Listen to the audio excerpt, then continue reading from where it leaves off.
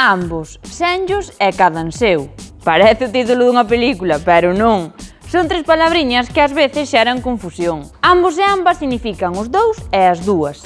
Ambos os rapaces fixeron os traballos. Pola contra, senllos e cadanseu implican un para cada un ou cada un o seu. De feito, de aí ven cadanseu, cada un o seu. Ambos os rapaces fixeron senllas tarefas, ou ambos os rapaces fixeron cada en súa tarefa, ou cada en súas tarefas. Ou dito de outro modo, os dous rapaces fixeron cada un o seu traballo, ou os dous rapaces fixeron cada un seu traballo. Pero, ollo, é incorrecto poñelo cadanseu despois do substantivo. Non digas fixeron traballo cadanseu. Tampouco se pode usar cadanseu sen substantivo.